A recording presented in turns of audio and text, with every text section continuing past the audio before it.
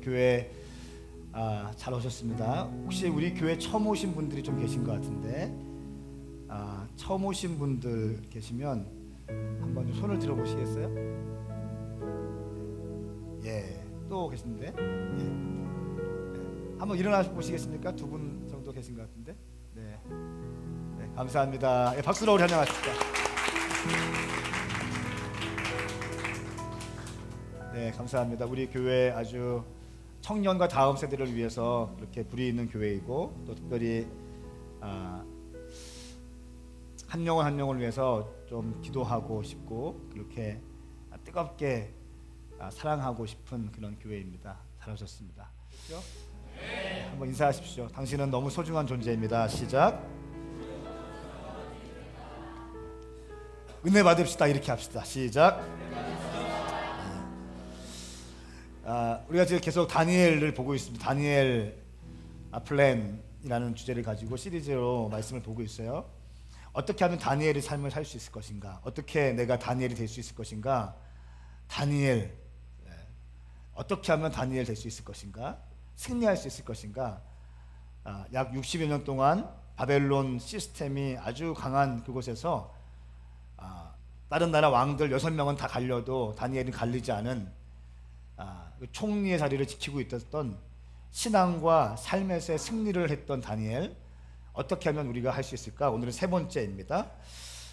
느부갓네살의 꿈, 알 수 없는 문제가 있을 때 기도하라 라고 하는 제목으로 말씀을 나누겠습니다. 여러분, 다니엘서에는요 몇 가지 패턴이 있습니다. 첫째는 뭐냐면 왕이 무엇인가 우리에게 요구합니다. 이 왕은 세상을 의미하는 거예요. 세상을 의미하는데 세상이 당신에게 요구하는 것이 있어요. 끊임없이 요구합니다. 갑자기 꿈을 자기가 꺼놓고 이 꿈을 맞춰보라고 그래요. 꿈을 못 맞히면은 그냥 죽여버리겠다. 금신상을 27m짜리 금신상을 세워놓고 이 금신상 앞에 절해라. 요구합니다. 또 어떤 요구가 있어요? 기도하지 말라. 나 외에 다른 사람에게 기도하면 다 죽여버리겠다. 이렇게 얘기합니다. 이런 요구들을 있습니다.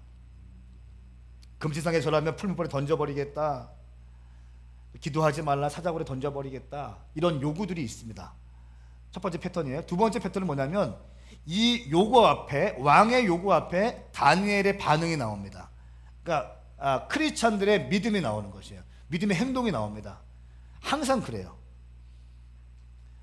꿈을 맞춰보라고 했는데 다니엘이 알 수 없는 문제를 가지고 기도하면서 꿈을 풀어내기 시작합니다. 27m 앞에 절을 하라고 했는데 하지 않고 죽기로 작정하고 하지 않기로 결정합니다. 이런 다니엘의 믿음의 행동들이 있습니다. 세 번째 패턴은 다니엘의 믿음의 행동을 통해서 하나님의 현현이 드러납니다. 하나님이 누구인가, 하나님은 어떤 분이신가 라고 하는 것을 메시지로 말씀하세요. 느부갓네살 왕이 이것을 본 다음에 어떻게 합니까? 하나님을 경배하기 시작해요. 하나님을 예배하기 시작합니다. 사드락과 메삭과 아벳느고가 믿는 하나님의 말씀에 불순종하는 사람들은 내가 죽여버리겠고 가정을 진멸하겠다. 이렇게까지 이방 왕 하나님을 경배하기 시작합니다. 여러분, 특별히 저는 두 번째 패턴이 중요한데 세상의 요구 앞에 우리가 어떻게 반응할 것인가, 어떻게 믿음의 행동을 보일 것인가, 이거에 대해서 좀 주목했으면 좋겠어요. 이것이 여러분의 믿음을 증가시키는 굉장히 중요한 이유입니다. 오늘도 역시 마찬가지예요. 오늘도 세상 왕이 다니엘에게 요구합니다. 우리 말씀을 좀 보시겠습니까? 다니엘서 2장 1절부터 23절까지 말씀, 우리 미디어 팀은 좀 집중해 주시고 같이 보십시다. 제가 한 절 읽고 여러분도 한 절 읽고 교독하시겠습니다. 제가 먼저 1절 말씀 읽습니다. 느부갓네살 왕이 되어 다스린 지 2년이 되었습니다. 하루는 느부갓네살 왕이 꿈을 꾸고서 마음이 답답하고 불편해 잠을 잘 수가 없었습니다. 왕은 자기 꿈을 해몽해줄 마법사들과 주술사와 점쟁이와 점성술사를 부르라고 명령했습니다. 그러자 그들이 왕 앞에 와서 섰습니다. 왕이 그들에게 말했습니다. 내가 어떤 꿈을 꾸었는데 그 꿈의 뜻을 알고 싶어 마음이 답답하고 불편하다. 그러자 바벨론 점성술사들이 아람 말로 왕에게 대답했습니다. 오 왕이시여 만수무강하십시오. 왕께서 그 꿈을 종들에게 말씀해 주십시오. 그러면 저희가 해몽해 드리겠습니다. 왕이 바벨론 점성술사들에게 말했습니다. 내가 확실하게 명령한다. 만약 너희가 내 꿈의 내용과 해몽을 내게 알려주지 않으면 너희 몸을 칼로 토막내고 너희 집도 부숴 거름더미를 만들 것이다. 그러나 만약 너희가 내 꿈의 내용을 말하고 해몽한다면 나는 선물과 상과 크고 영광스러운 명예를 주겠다. 그러니 그 꿈과 해몽을 한꺼번에 말해보라. 그들이 다시 말했습니다. 왕이시여 그 꿈을 종들에게 말씀해 주십시오. 그러면 저희가 해몽해 드리겠습니다. 그러자 왕이 말했습니다. 내가 확실히 알았다. 내가 내린 명령을 듣고서 너희가 시간을 끌려고 하는구나. 만약 내가 내 꿈을 너희가 말하지 못한다면 너희는 모두 같은 벌을 받을 것이다. 너희가 시간이 지나 상황이 바뀌기를 기다리면서 내 앞에서 거짓말과 터무니없는 말로 꾸며 짓거리려는 것 아니냐. 어서 그 꿈을 내게 말해보라. 그러면 너희가 해몽도 할 수 있음을 내가 알 것이다.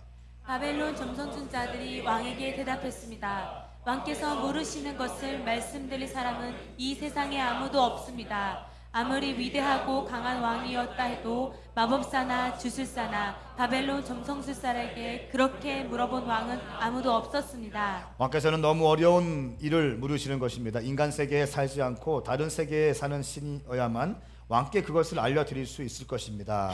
이 말을 듣고 왕은 크게 화를 냈습니다. 그는 바벨론의 모든 지혜자들을 죽이라고 명령했습니다. 그 명령이 내려져서 지혜자들이 다 죽게 되었습니다. 사람들은 다니엘과 그 친구들도 죽이려고 찾아왔습니다.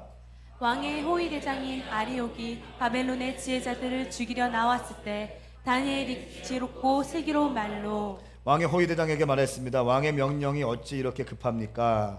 아리옥은 다니엘에게 이 일에 대해서 말해 주었습니다. 다니엘은 왕에게 가서 시간을 주면 자기가 왕에게 해몽해 주겠다고 말했습니다. 그러고 나서 다니엘은 집으로 돌아와서 친구 하나냐, 미사엘, 아사랴에게 이 일을 알렸습니다. 다니엘은 친구들에게 그와 친구들이 바벨론의 다른 지혜자들과 함께 죽임을 당하지 않도록 이 알 수 없는 문제를 앞에 놓고 하늘에 계신 하나님께 기도하자고 했습니다. 그날 밤 다니엘은 자기에게 나타난 환상을 보고 그 비밀을 알았습니다. 다니엘은 하늘의 하나님을 찬양했습니다. 다니엘이 이렇게 찬송하며 말했습니다. 지혜와 능력이 하나님의 것이니 하나님의 이름을 영원토록 찬양하라.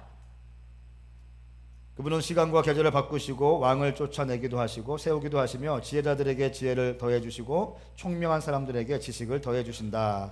그분은 깊숙이 숨겨진 일을 드러내시고 어둠 속에 감춰진 것을 아신다. 또 그분에게는 빛이 함께 하신다. 같이 읽습니다. 오 내 조상의 하나님이여 주께서 내게 지혜와 능력을 주시고 우리가 주께 여쭈어 본 것을 내게 알려주셨습니다. 주께서 왕에 관한 일을 내게 알려주셨으니 주께 감사와 찬양을 드립니다. 아멘. 아멘. 여러분 다시 한번 말씀드리면 다니엘을 볼 때 중요한 패턴 세 가지예요. 첫 번째, 왕의 요구가 있습니다. 세상의 요구가 있어요. 여러분에게 세상이 요구할 것입니다. 당신에게 세상이 요구할 거예요. 이것을 해라, 이것을 해라, 이것을 해라. 그럴 때 당신은 고민될 것입니다. 해야 될 것인가 말을 것인가. 이거를 하지 않자니 손해 볼 것 같고 이것을 하자니 데미지가 입을 것 같고, 이럴 때 믿음의 행동을 다니엘은 하기 시작합니다. 여러분 그 다음에 어려운 일이 있을 때 세상에 요구가 있었고 믿음으로 반응했고 그 다음에 하나님의 주권, 하나님의 현현이 일어나십니다. 내가 이런 분이다. 하나님께서 어떤 분이신지 만천하에 드러나게 하십니다. 오늘은 꿈을 통해서 말씀하신 왕이 꿈을 어떻게 알겠어요? 이 꿈 내용을 얘기한 다음에 이 꿈의 의미를 나한테 해몽해봐라 하면은 뭐 괜찮지 않습니까? 내가 꿈을 꿨는데 이 꿈에 대해서 내용과 함께 해몽을 해라 라는 거예요. 모든 사람들이 다 벌벌 떨고 있는 거예요. 이걸 마치지 못하면 다 죽여버리겠다. 느부갓네살은 당시에 2500년 전에 바벨론의 전설적인 왕이었습니다. 그는 20대 초반부터 전쟁에 나가서 나라들을 무너뜨리기 시작했고요. 25세 때에는 애굽을 무너뜨렸습니다. 그리고 예루살렘을 침공해서 무너뜨리고 다니엘과 고위 관료들을 포로로 끌고 왔습니다. 그리고 3년 후에 28세의 나이로 바벨론 왕으로 이제 등극하면서 바벨론의 전성기를 이끌게 됩니다. 그러던 어느 날 느부갓네살 왕이 꿈을 꾸는 것이에요. 당시의 고대의 꿈은 굉장히 중요한 의미가 있었습니다. 지금도 그렇지만 특별히 왕이 꾸는 꿈은 국군과도 직접적인 관계가 있었어요. 이 느부갓네살 왕은 그것을 알고 있었기 때문에 자기가 꾼 꿈이 그냥 일반적인 꿈이 아니라 나라의 국군과 직접적으로 관계에 있을 것이라는 것을 알고 있었어요. 그렇기 때문에 이 꿈의 내용을, 이 꿈의 의미를 정말 진실되게 알고 싶었던 거예요. 그래서 많은 바벨론 술사와 술객들과 점성 술사들과 이 사람들 다 불러서 이렇게 질문하는 거죠. 내가 꿈꾼 내용과 함께 이 내용을 해몽하거라. 왜냐하면 여러분, 이 점성 술사들은요, 당시에 그냥 점쟁이, 무당 이게 아니에요. 철학을 마스터하고 점성술을 마스터하고 당시에 최고의 학문, 과학을 마스터한 최고의 엘리트 집단입니다. 또한 신통하기까지도 한 사람들이에요. 영적인 센스까지 있는 사람들이에요. 그래서 왕 옆에 있어서 왕에게 자문위원 역할을 했던 사람들이 바로 이런 사람들이에요. 그냥 점쟁이 수준이 아니라는 거죠. 이 사람들 머리가 워낙 좋기 때문에 내용을 그냥 들으면 대충 풀 수 있기 때문에 이 느부갓네살 왕이 정확한 의미를 알아내기 위해서 내용도 말하고 해몽도 해라라고 말하는 거예요. 굉장히 지혜가 있는 왕이죠. 여러분, 바벨론 제국은요, 이 80km의 성벽으로 보호되어 있는 것입니다. 바벨론 제국은 뭐 그냥 작은 나라가 아니라 80km의 성벽으로 이 국가를 보호하고 있는 아주 난공불락의 그런 나라였습니다. 수천 수만 명의 인재들 중에 다니엘만 결국 어떻게 됩니까? 꿈을 맞추게 돼요. 많은 술객들, 술사들이 있지만 다니엘이 꿈을 통해서 기도하는 가운데 환상을 받고 그 기도하는 가운데 이 느부갓네살 왕의 꿈을 이제 해몽하게 됩니다. 그 내용과 해몽은 다음 주에 나와요. 사랑하는 여러분, 제가 말씀드립니다. 당신이 알 수 없는 일이 있을 때 어떻게 할 것인가 결정하셔야 돼요.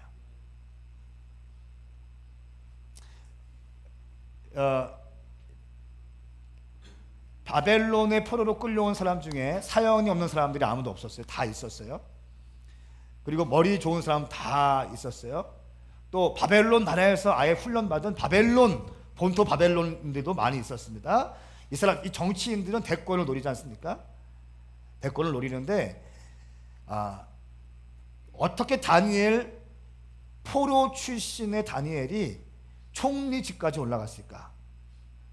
바로 오늘 이 느부갓네살 왕의 꿈을 해몽하는 사건, 이 사건을 통해서 전폭적인 지지를 받게 됩니다.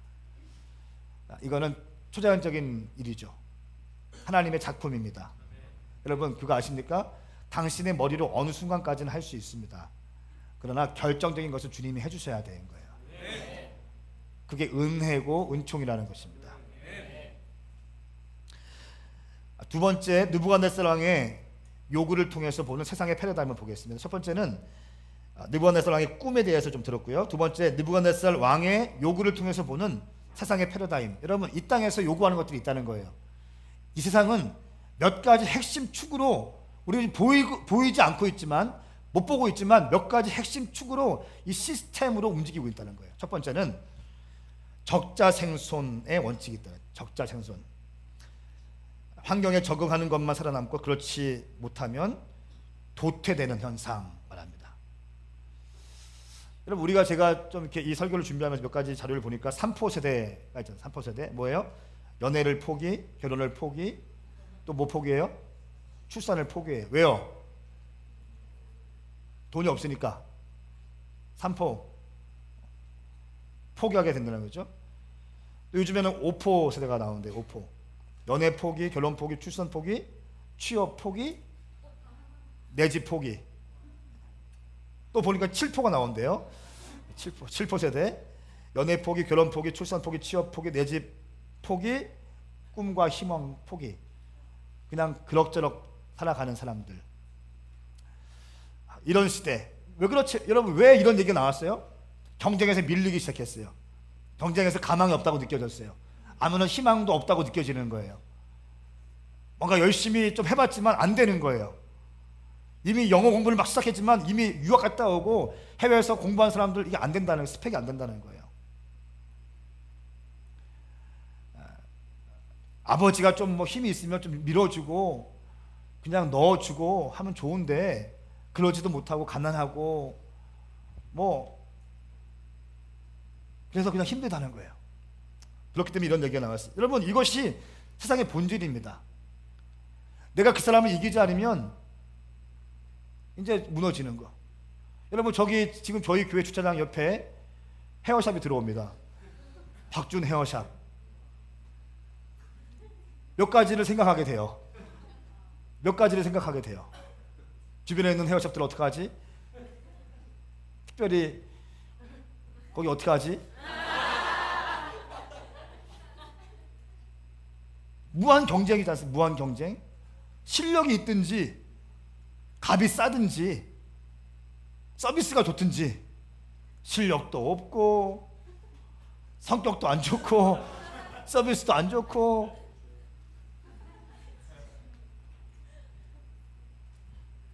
이게 세상이에요. 세상. 무한 경쟁 시대예요. 경쟁이 밀리면 떨어지는 거예요. 이것이 세상에서의 패러다임입니다. 두 번째, 권모술수입니다. 목적을 달성하기 위해서는 뭐든지 다 해버려요. 그냥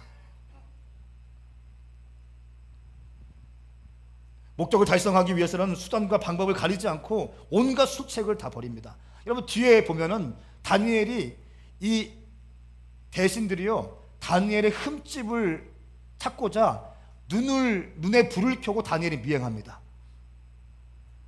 다니엘이 안 털려. 근데 너무 열심히 살아요. 최선을 다합니다. 한 가지가 걸리기 시작했어요. 매일 하루에 3번씩 기도해. 그거를 보고 다니엘을 넘어뜨리기 위해서 어떻게 합니까? 쪼르륵 넘어가가지고 누군가에게 기도하면은 다 죽여버리자고 제안합니다. 권모술수, 세상의 패러다임이에요.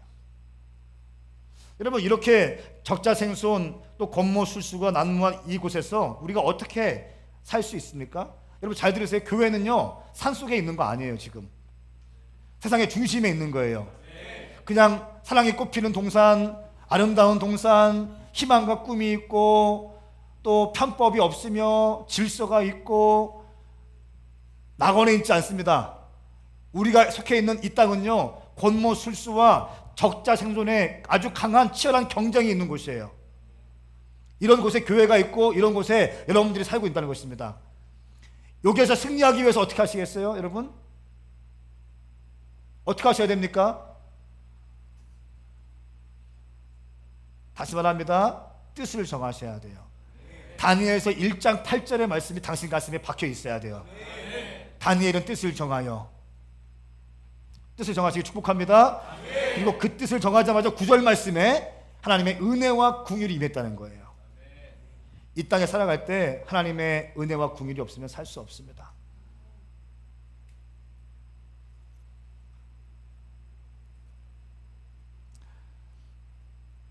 우리가 아리옥을 봅시다. 아리옥 14절 15절 말씀 같이 봅시다. 왕의 호위 대장인 아리옥이 바벨론의 지혜자들을 죽이러 나왔을 때 다니엘이 지혜롭고 슬기로운 말로 왕이 호위 대장에게 물었습니다. 왕의 명령이 어찌 이렇게 급합니까? 아리옥은 다니엘에게 이 일에 대해 말해 주었습니다. 아멘. 여러분 아리옥은 누구입니까? 바벨론의 최고의 정예 부대, 그죠?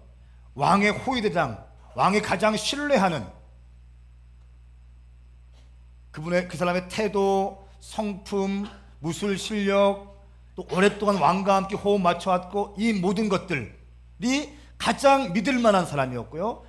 가장 신이 많은 아리옥이었습니다. 아마 실세였을 거예요. 근데 보십시오. 아리옥이 바벨론의 지혜자들을 죽이러 다닙니다. 왕이 죽이라고 했어요. 다 죽이러 다니고. 근데 다니엘 앞에 왔어요. 근데 이 아리옥이 다니엘이 묻는 거예요. 왕의 호령에 물었습니다. 왕의 명령이 어찌 그렇게 급합니까? 이 질문하고 아리옥은 이렇게 말합니다. 다니엘에게 이 일에 대해서 말해 주었습니다. 갑자기 사람들을 막 죽이고 있는데 포로로 끌려간 다니엘에게 앞에 서서는 이 상황에 대해서 왜 이런 일이 있는지 차근차근 설명해 주기 시작하는 거예요. 여러분 가만히 보십시오. 아리옥은 왕의 친위대장이었어요. 가장 실세 중에 한 명이었습니다. 아직 다니엘은요 그렇게 주목받지 못하는 사람이었어요. 왕 옆에 있는 술객들, 술사들, 점성술사들에 비하면 다니엘은 그냥 원어브댐, 그냥 무리 가운데 한 명, 그 정도였습니다. 그런데 어떻게 이 왕의 친위대장인 아리옥이 다니엘에게만큼은 그 피가 묻어있는 칼을 겨누지 않고 어떻게 이야기를 해줬을까요? 그 이유는 무엇인가? 왜 그럴까요? 여러분 저는 이것을 하나님의 은혜와 궁율로 보는 것이에요. 다니엘이 많은 사람들 가운데 환관장도 역시 마찬가지예요. 왕이 명령한 것을 왕의 진미를 다니엘에게 먹이지 않습니다.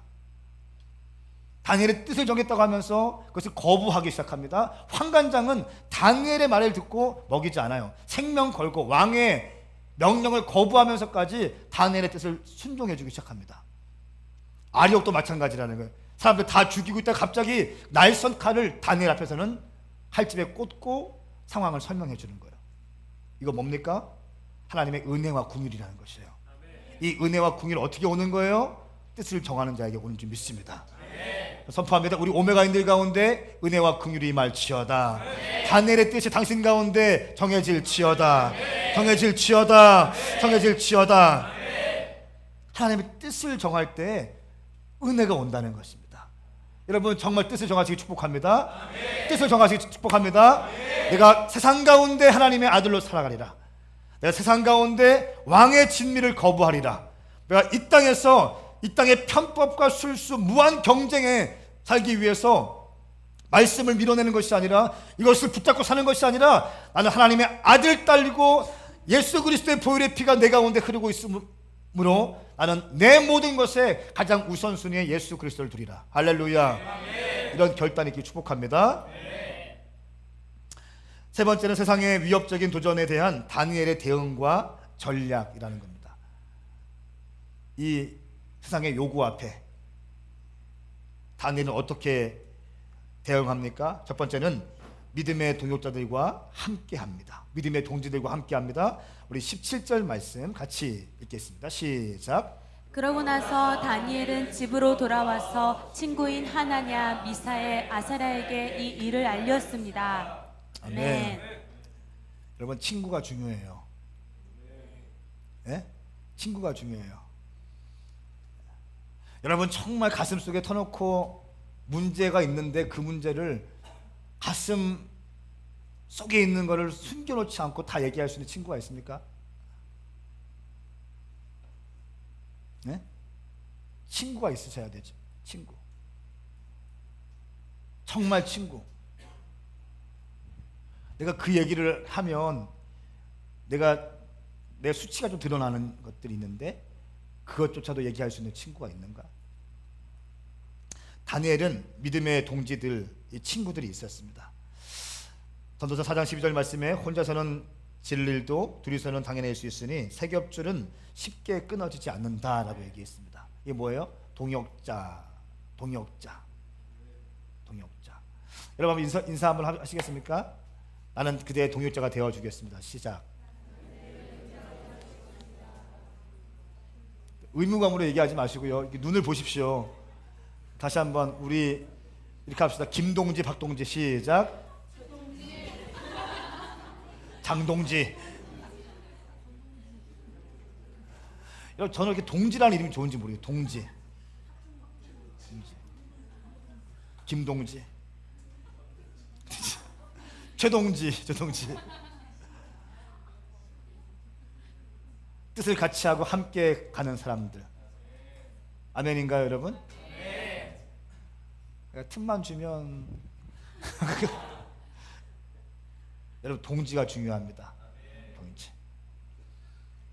제가 그 영화를 봤어요. 어떤 그 전사님이 저에게 추천해가지고 신은 죽지 않았다. 보셨습니까?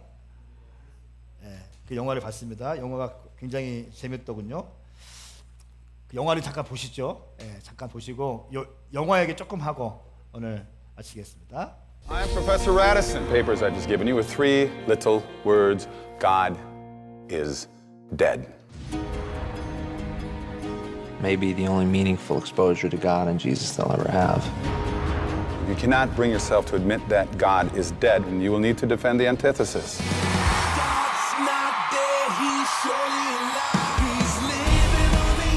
Science supports his existence. You know the truth. Why do you hate God? 아주 명망 높은 아주 유명한 철학 교수와의 한판 대결, 신은 죽었는가에 대한 또 신이 살아있는가에 대한 그런 이슈를 가지고 치열하게 공방하는 내용입니다. 이 내용을 보니까 이렇게 이제 이 교수가 얘기합니다.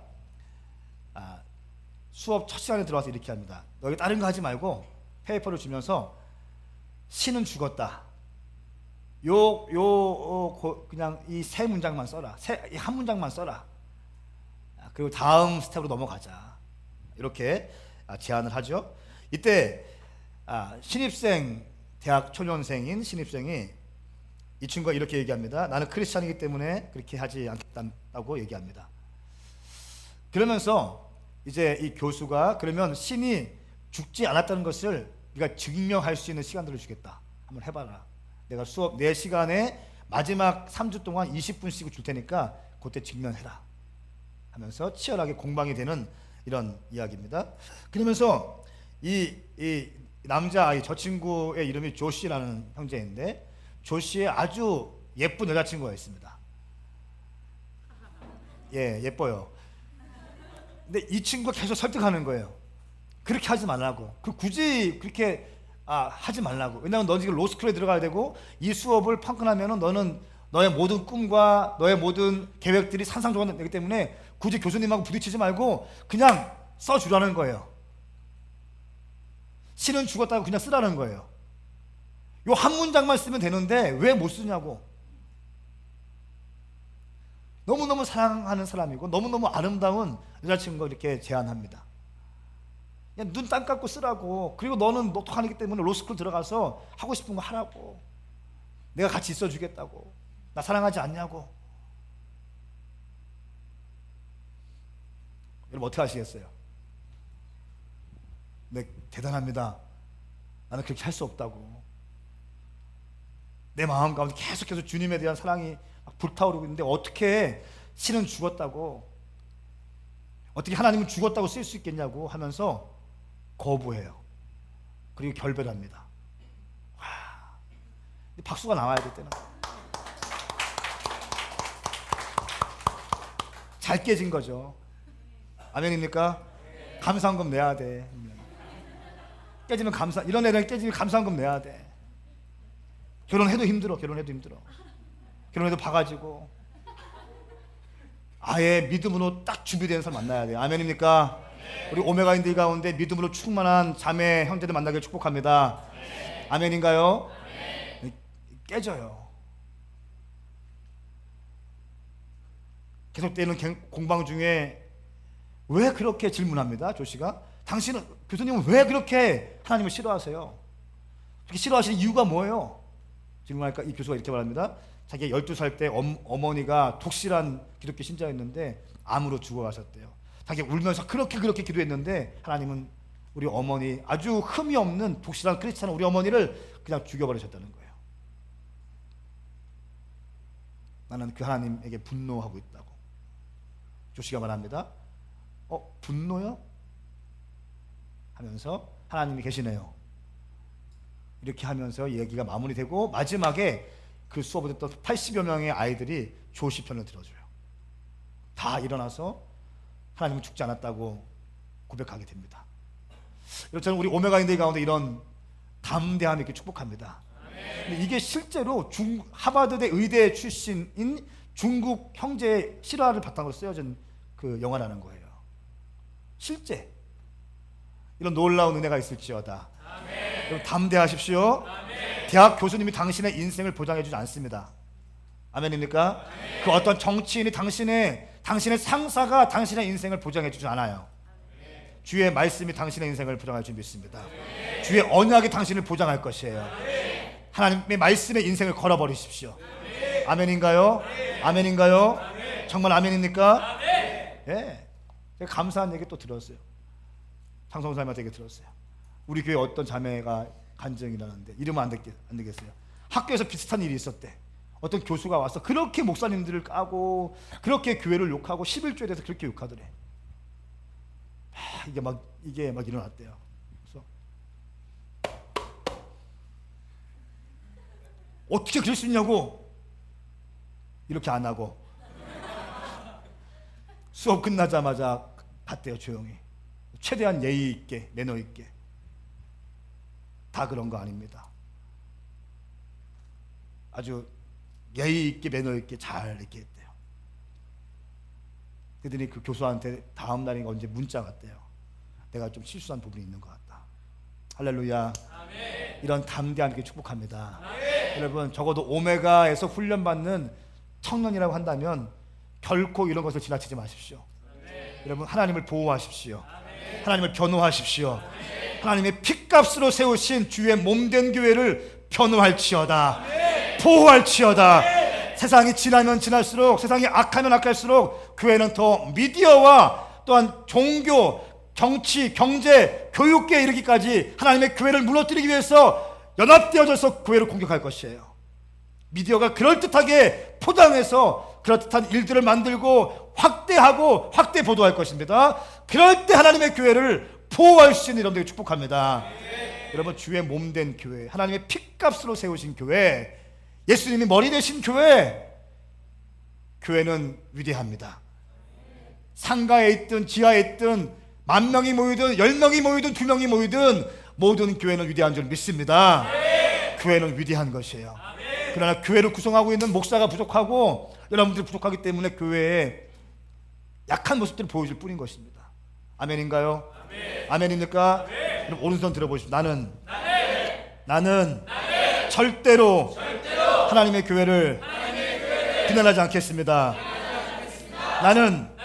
나는 하나님의 교회를 변호하겠습니다. 보호하겠습니다. 믿습니까?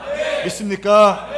다니엘이 만약에 21세기의 캠퍼스에 있었다면 반드시 보호했을 거예요.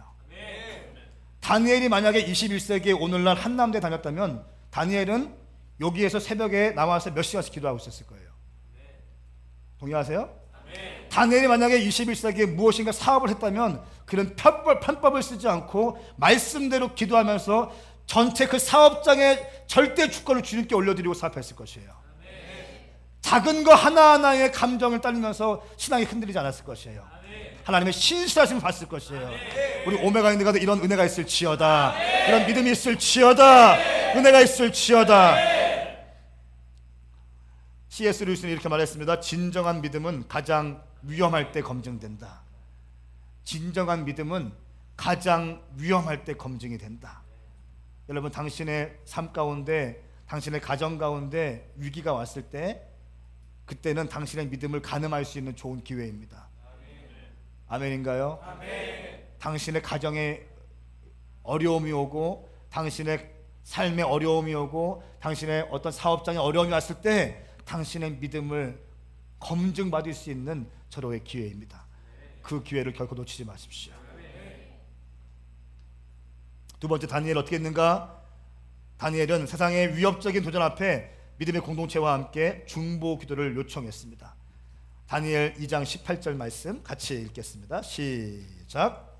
다니엘의 친구들에게 그와 친구들이 바벨론의 다른 지혜자들과 함께 죽임을 당하지 않도록 이 알 수 없는 문제를 앞에 놓고 하늘에 계신 하나님께 기도하자고 했습니다. 아멘. 다니엘은 친구들에게 걱정해달라고 하지 않았어요. 친구들이 모아놓고 회의 안 했어요. 다니엘은 친구들 모아놓고 회의하고 뭐 하지 않았어요. 다니엘은 친구들에게 그와 친구들이 바벨론의 다른 제국과 함께 죽임을 당하지 않도록 이 알 수 없는 문제를 앞에 놓고 하늘에 계신 하나님께 기도하자고 했습니다. 무슨 말이에요? 중보기도 요청했던 거예요. 중보기도. 여러분, 부탁드립니다. 당신 인생 가운데, 가정 가운데, 사업장 가운데, 건강 가운데 문제가 있다면 기도를 요청하십시오. 센 척하지 말고 아무 일 없는 척하고 하지 말고 뒤에 있는 헌금함에 있는 중보기도 카드를 잡으셔서 내용을 적어 놓으십시오. 그래서 헌금함에다 넣으세요. 그럼 중보팀이 기도해요. 제가 기도합니다. 여러분 이렇게 하는 이유는 뭐냐면요, 여러분들을 위해서 하는 것입니다. 여러분들을 안심시키기 위해서. 이 땅에 너무 험하잖아요. 세상이 너무 험하고 너무 힘들잖아요. 산포시대에 살고 있잖아요. 특별히 다 대부분의 사람은 지방대 아니에요? 지방대? 지방대는 직장 가기 좀 쉽지 않잖아요. 나도 지방대. 여러분 어떻게 해야 돼요? 기도하셔야 돼요. 기도. 우리 힘으로 안 되잖아요. 아픔이 있잖아요. 여러분에게 가정에 문제가 있잖아요. 예? 육체가 아프잖아요. 부모님께서 너무 힘든 사회가 됐잖아요 지금. 그럼 어떻게 하셔야 돼요? 여러분들이 기도하시기 시작해야 돼요. 믿음의 공동체에게 기도를 요청하시기 축복합니다. 아멘인가요? 그래야지 돌파가 될 수 있습니다. 당신 혼자 안 된다니까요.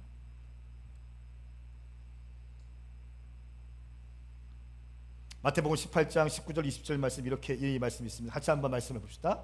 마태복음 18장 말씀 시작. 다시 내가 진실로 너희에게 말한다. 너희 가운데 두 사람이 땅에서 어떤 일인지 마음을 모아 간구하면 하늘에 계신 내 아버지께서 그들에게 이루어 주실 것이다.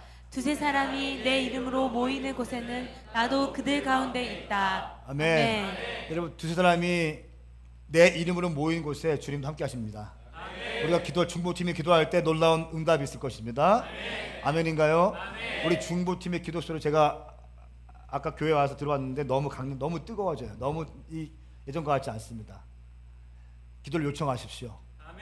요청하십시오. 요청하십시오. 그리고 응답 받는 사람도 있으면 응답 카드에다가 또 적어서 넣으십시오. 아멘인가요? 여러분 왜 일주일에 한 번만 교회 나와서 얼굴 도장 찍고만 가려고 하세요? 그런 거 하지 마세요. 처음 초신자들이라면 그거 가능해요. 근데 여러분 이제 조금 시간 지났고 오메가에서 훈련받은 사람들이라면 그 다음 단계를 사모하십시오. 그 다음 단계를 사모하시고 당신 인생에도 응답을 경험하시고 당신 가운데 하나님의 은혜와 긍휼도 경험하시고 경험하십시오. 아멘인가요?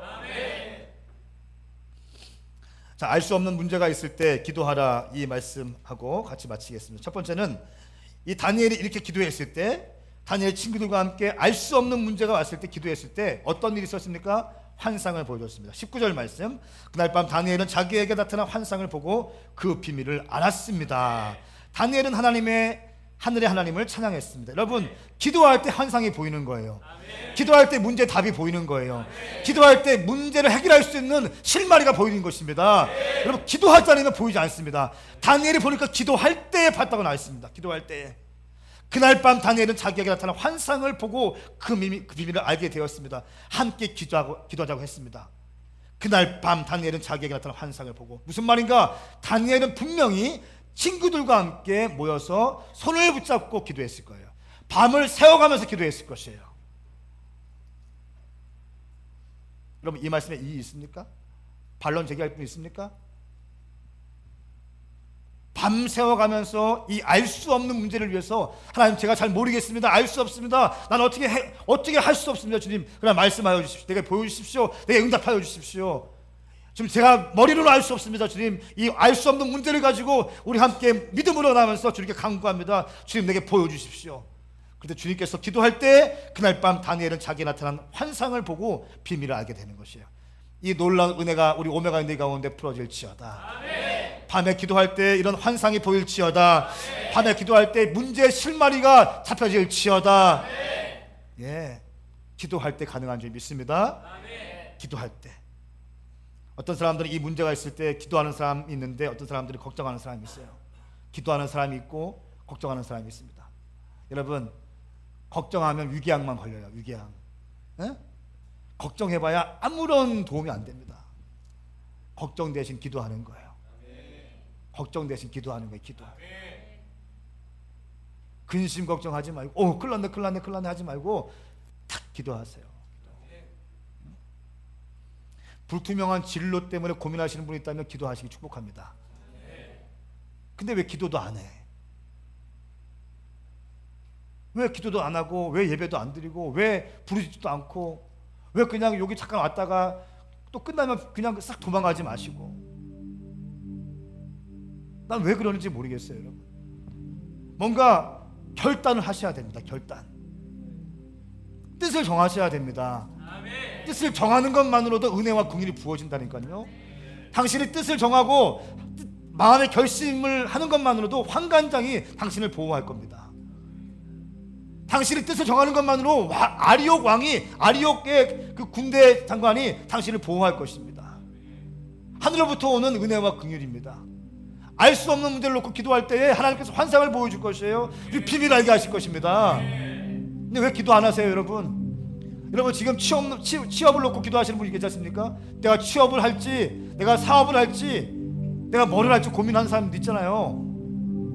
근데 왜 기도 안 하시는 거예요, 여러분?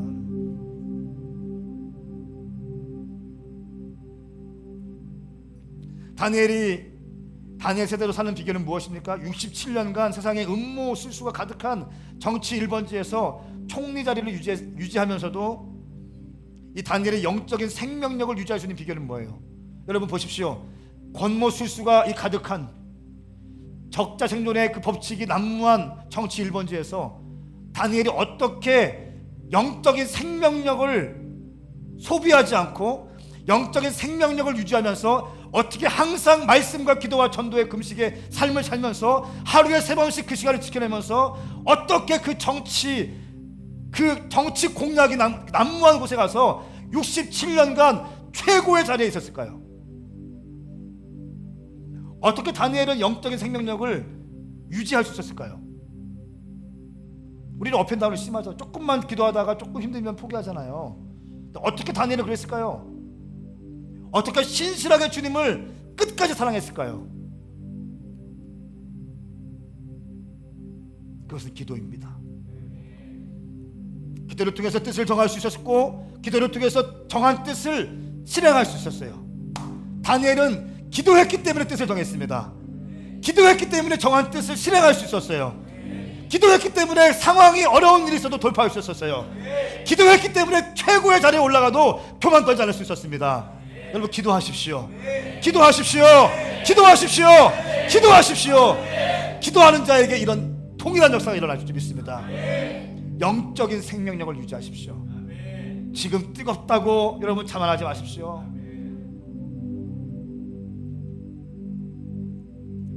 그것이 유일한 무기입니다. 기도는 세상과 맞서는 가장 강력한 그리고 유일한 무기입니다. 기도는 다니엘 세대를 유지할 수 있었던 원동력입니다. 근데 많은 사람들이 예수를 믿으면서도 이 중요한 가치를 너무나 쉽게 잊고 살아가고 있어요. 너무나 쉽게 잊어버립니다. 너무나 간단하게 잊어버립니다. 제가 기도 계속 하고 있는데 자꾸 그런 마음이 있어요. 제가 윤석전 목사님도 책을 읽었어요. 윤석전 목사님 강대상에 이런 글이 써있대. 이 하루에 5시간에서 8시간 기도하지 않는 사람은 이 강단에 설 수 없습니다. 하루에 5시간에서 8시간 기도하지 않는 사람은 이 강단에 설 수 없다. 이게 아예 박혀 있다는 거예요. 하루에 5시간에서 8시간 기도하지 않는 사람은 이 강단에 설 수 없다.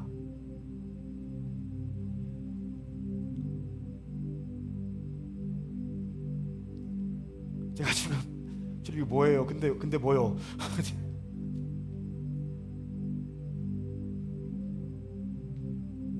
마지막 때 전략적인 모델 교회, 청년 다음 세대 살리기 위해서 시작된 이 교회 어떻게 하면 좋을까? 저마다 한 명씩 해집고 들어가 보면 다 아픔이 너무 큰 아픔이 있고 상함이 있고 두려움이 있는데 어떻게 하면 좋지? 어떻게 하면 우리 교회가 건강하게 영적인 생명력을 유지할 수 있을까? 교회가 부흥돼도 똑같이 초심을 잃지 않고 사역자들이 똑같이 무릎 꿇고 금식하면서 했던 사람이 20만 원 받아도 괜찮다고 이렇게 했던 초창기, 지금도 초창기지만 개척할 때 6개월 그때 상성사님한테 제가 처음에 첫 해에 아무것도 없을 때 저는 그때는 사례비를 못 받고 전사님들한테는 20만 원씩 드렸어요. 딱 드리니까 어이구 뭘 이런 걸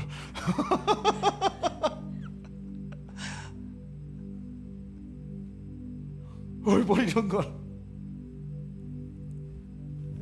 뭘 이런 걸이라는 말에 주님 위해 헌신한 거 당연한데 뭘 이렇게 해주세요. 그 의미였죠.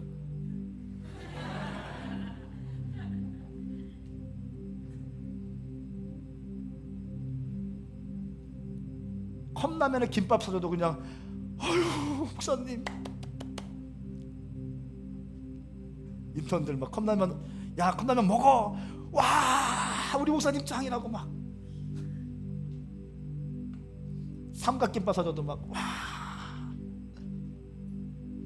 여러분 교회가 계속 부흥되고 뭐 하고 해도 어떻게 이런 영적인 생명력, 이 뜨거운 생명력 유지할 수 있을까요? 기도예요. 기도예요. 여러분 우리 기도합시다. 알 수 없는 문제가 있을 때 기도하셔야 돼요.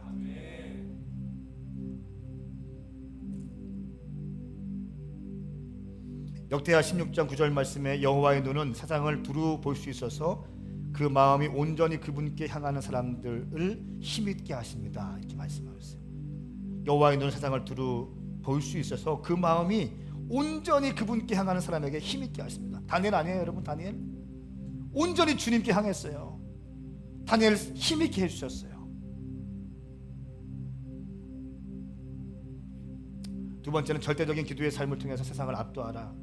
다니엘이 어떤 사람이었습니까? 1장 20절 말씀 보니까 10배나 뛰어나게 했습니다. 10배나 세상을 압도해 버렸습니다. 하나님께 뜻을 정하고 기도하기 시작하니까 하나님께서 10배나 뛰어나게 하시는 거예요. 세상을 압도해 버리는 것입니다. 세 번째, 우리 같이 읽읍시다. 우리가 시작. 우리가 새벽 기도를 해야 다시 한번 크게 시작. 여러분 새벽 예배 하십시오. 예수님 오십시오. 여러분보다 능력 있는 예수님도 새벽 예배 했어요. 여러분보다 죄 없는 분 예수님도 새벽 예배 했다고요. 새벽 예배는 오메가에서 당연한 것이 될 것입니다. 새벽 예배는 특별한 게 아니에요. 이제 우리는 오른손 들어보세요. 나에게 새벽 예배는 당연한 것이다. 나에게 새벽 예배는 당연한 것이다. 성도의 의무이다. 동의하십니까? 여러분 보십시오. 예수님도 새벽 예배 드렸고 홍해가 새벽에 갈라졌고 난공불락의 여리고성이 새벽에 무너졌습니다. 새벽을 깨우라고 성경은 말씀하고 있습니다.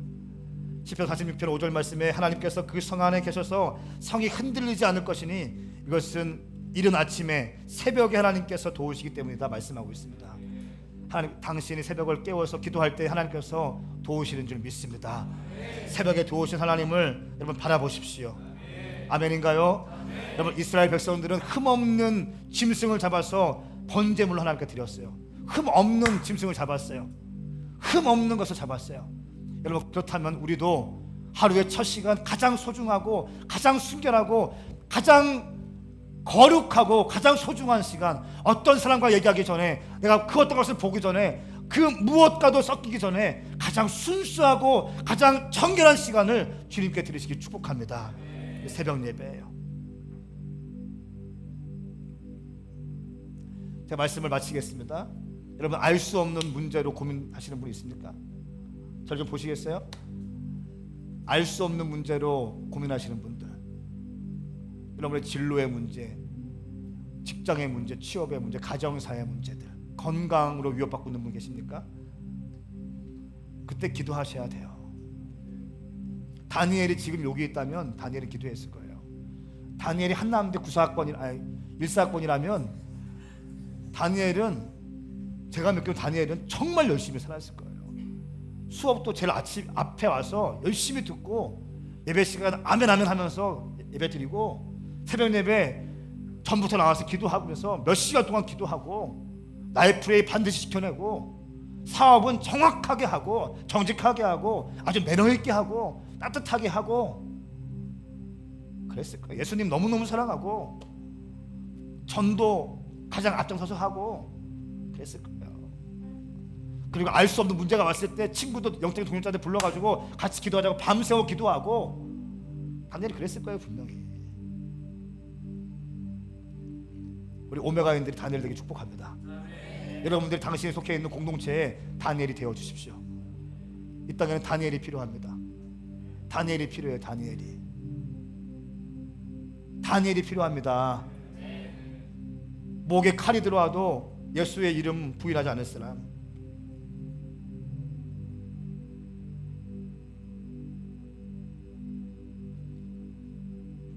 학점을 F만 딸지라도 절대로 예수님을 부인하지 않을 사람. 사업이 완전히 망해도 예수님의 이름을 존귀하게 여길 사람. 그런 다니엘이 필요합니다. 당신이 되어 주십시오. 아멘인가요?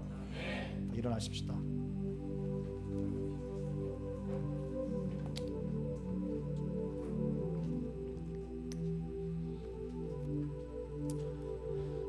여러분 새벽을 깨우십시오.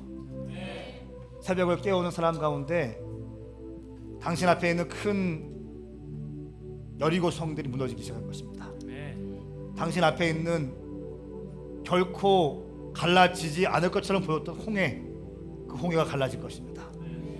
당신 앞에 위협적으로 다가왔던 그 골리앗이 쓰러지는 놀라운 역사가 있을 것입니다. 기도하는 사람들에게 그것이 부어질 거예요. 기도하는 사람 가운데 부어질 것입니다. 여러분, 저는 우리 오메가 교회가 진짜 강력한 교회가 되었으면 좋겠어요. 정말 부흥돼도 정말 강력한 교회 되었으면 좋겠어요. 생명 예수님을 위해서 기꺼이 드릴 수 있고, 예수님이 나 위에 십자가 지셨다면, 나 위에 생명 다해서 죽어주셨다면, 내 혈관에 예수님의 보혈의 피가 흐르고 있다면 예수님께 내 생명을 거는 거 당연한 거 아니겠습니까? 우리가 무슨 쇳덩어리 인생들이 뭐가 잘났다고 조금만 시험 들면 시험이 왔네, 상처가 됐네, 코피가 나네, 의미 없어요.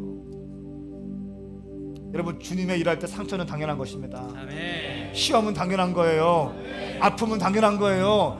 어떻게 상처 한번 받지 않고 주님을 섬기겠습니까? 어떻게 시험 한번 들지 않고 주님 섬기겠습니까? 여러분, 시험은 당연한 것입니다. 상처는 당연한 것이에요. 돌파하십시오. 돌파하십시오. 이 시간 기도하실 때 거룩하신 성령님, 내 가운데 다니엘의 믿음을 부어주시옵소서. 다니엘의 믿음을 부어주시옵소서. 내가 다니엘이 되게 하여 주십시오. 주님, 내가 뜻을 정합니다. 다니엘의 영성을 내 가운데 부어주시옵소서. 다니엘의 영적인 생명력을 부어주시옵소서. 이 시간 두 손을 높이 들고 주의 이름 세 번 부르며 기도하십시다. 주여, 주여, 주여. 거룩하신 성령님 역사해 주시옵소서. 할렐루야, 할렐루야. 주여 역사해 주시옵소서. 부어주시옵소서.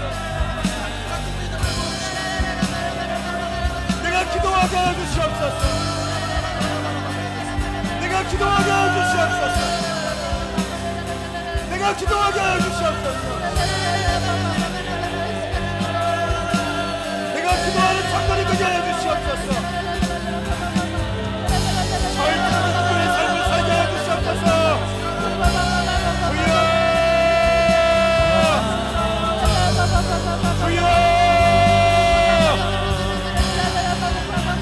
주님 역사하여 주시옵소서.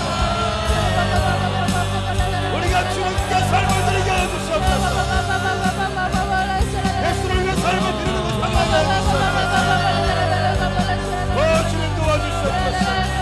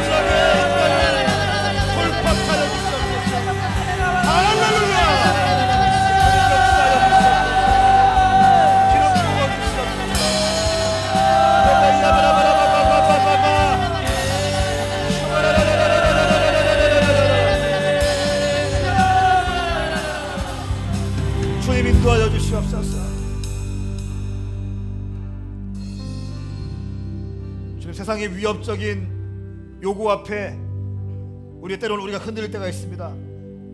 다니엘서를 통해서 계속되는 세상의 패턴을 보여주고 있습니다. 주님, 왕, 이 세상은 끊임없이 우리에게, 성도들에게 요구합니다. 세상의 법대로 살 것을 요구합니다. 물을 끓일 것을 요구합니다. 기도하지 말 것을 요구합니다. 그러나 우리는 다니엘과 같이 성도의 믿음으로 행동하게 하여 주시옵소서. 아멘. 우리가 위험을 감수하면서 성도의 믿음으로 행동할 때에 하나님의 현현, 하나님께서 어떤 분이신지 이 땅 가운데 주님 드러나 주십시오. 하나님의 주권을 보여주십시오. 하나님의 통치권을 보여주시옵소서. 그래 이방 왕조차도 다니엘이 믿는 하나님은 참 신이며, 내가 다니엘이 믿는 하나님을 존경하며 하나님을 찬양하는 놀라운 역사가 우리의 삶 가운데, 우리의 신앙 가운데 펼쳐지게 하여 주시옵소서. 거룩하신 성령님, 우리가 절대적인 기도의 삶을 살게 하여 주시옵소서. 기도할 수 있을 때 기도하는 것이 아니라 기도할 수 없을 때 기도하게 하여 주시옵소서.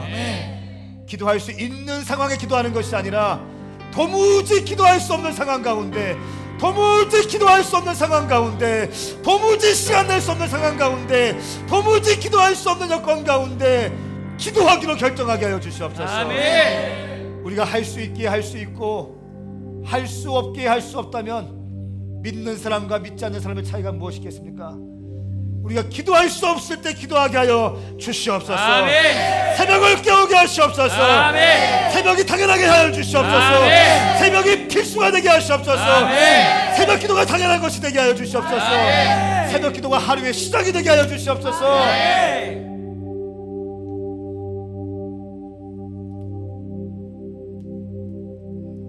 이 시간 우리 한 가지만 더 기도하십시다. 우리 지금 예배 끝나고 바로 예수원에 가게 됩니다. 50주년 기념을 맞이해서, 특히 여러분 오늘은 성령 강림 주일이에요. 50년 전 성령 강림 주일에 되신 분들과 12명의 제자들이 함께 군용 텐트 하나 들고 강원도 태백 산골짜기에 들어가서 성경적으로 삶을 살 것을 결정하고, 하나님의 말씀이 진짜로 우리의 삶 가운데 일어날 것인가, 그 실험 정신을 가지고 믿음의 여정을 떠났습니다. 그리고 50년이 지난 오늘까지 그 예수원은 한국교회의 영적인 근원지가 되었습니다. 예배위원 이후에 우리 중보팀에서 저한테 갖고 온 리포트에 의하면 기도하는데 이런 마음을 주셨대요. 영적인 동맥이라는 마음을 주셨대요. 할렐루야. 아멘. 영적인 동맥이, 그 동맥을 통해서 모든 것이 통하지 않습니까?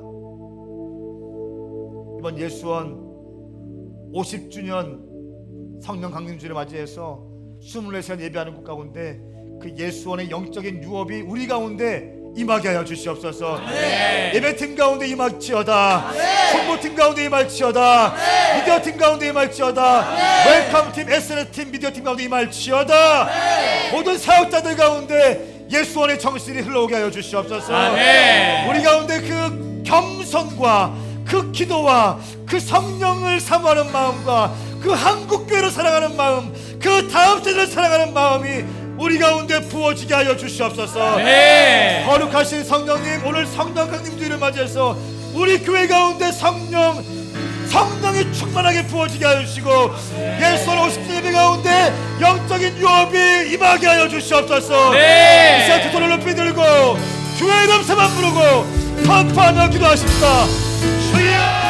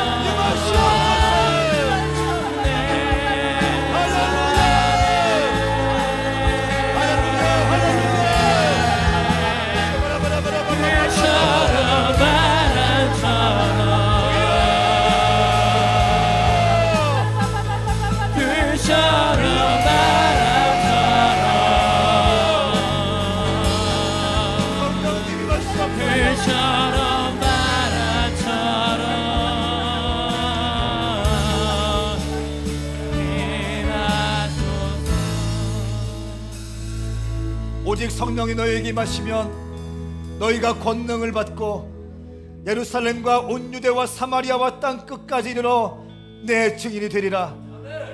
오직 성령이 너희에게 임하시면 권능을 받고 예루살렘과 온 유대와 사마리아와 땅 끝까지 내 증인이 되리라 말씀하신 주님, 성령 강림 주일을 맞이해서 우리가 성령님께서 우리의 삶 가운데, 우리 가정과 교회와 내 인생 가운데 임하시기를 간구합니다. 성령님 이 시간 우리 가운데 부어주시옵소서. 우리 가운데 임하시옵소서.